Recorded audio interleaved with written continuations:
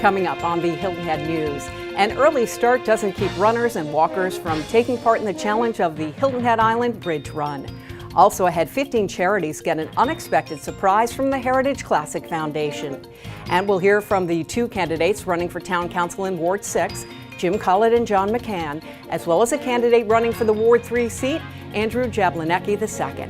Stand by, the Hilton Head News is next.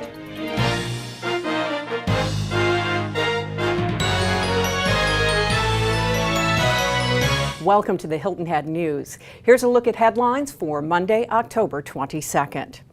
The Beaufort County Sheriff's Office has arrested a suspect in connection with the death of 37-year-old Federico Nava, whose body was found in the area of Spanish Wells Road and Grant Drive early Sunday morning. Authorities say 35-year-old Arturo Guzman has been charged with voluntary manslaughter. According to the Sheriff's Office, Guzman and Nava got into a fight shortly after 3 on Sunday morning.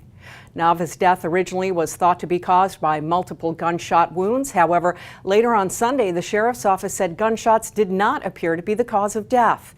An autopsy has been scheduled at the Medical University of South Carolina. And if you have any information about this incident, you're asked to call Crime Stoppers at 1-888-CRIME-SC. Well, it was a great day last Thursday for representatives of 15 Beaufort County nonprofit organizations who received unexpected funding from the Heritage Classic Foundation. The contributions were made due to the success of the 2012 RBC Heritage presented by Boeing. Each nonprofit received a check for $5,000, sharing in a total of $75,000 additional dollars that were raised during the 44th annual PGA Tour event. There are charities that we really feel strongly about. We feel that they do a great job in the community.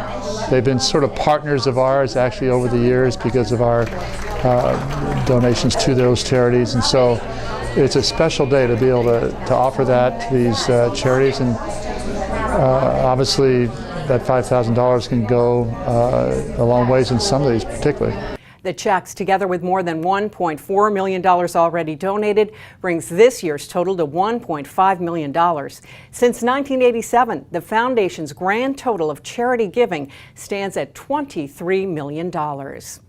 South Carolina high school students who love the arts may not be aware that there's a special public school where they can go to focus on their love of dance, theater, writing, arts, music, and more.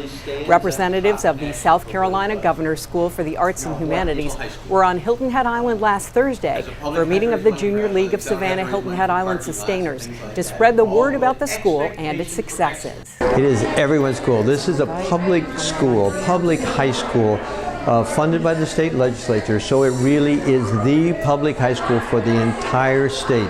So every student who is of the right age, high school age, rising 11th graders and 12th graders, can audition for our residential school or for our summer programs, 9th and 10th grade, rising 9th and 10th graders. So it's for the kids of South Carolina, for the families of South Carolina, and we need to take advantage of it. For more information on the South Carolina Governor's School for the Arts and Humanities, you can go to their website. It's scgsah.org.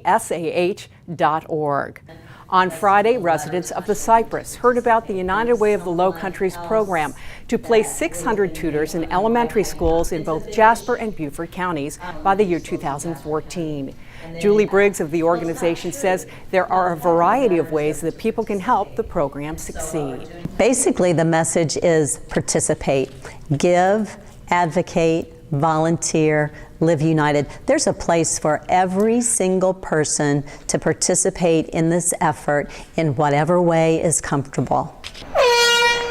8 a.m. may seem early for some on a Sunday morning, but not for the over 300 runners and walkers taking part in the 21st annual Hilton Head Island Bridge Run.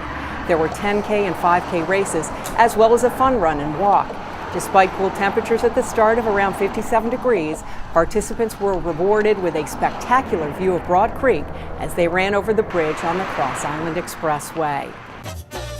Shelter Cove was full of music Sunday afternoon. As part of Hispanic Heritage Month, the Latin American Festival was held on Hilton Head Island. The event featured plenty of live music, Latin bands, dancing, food, arts and crafts, and more. Now here's a look at what's happening around the region. Union officials are holding meetings with workers at Boeing's North Charleston plant. According to the Post and Courier, the informal sessions with the International Association of Machinists and Aerospace Workers have only attracted a few dozen employees.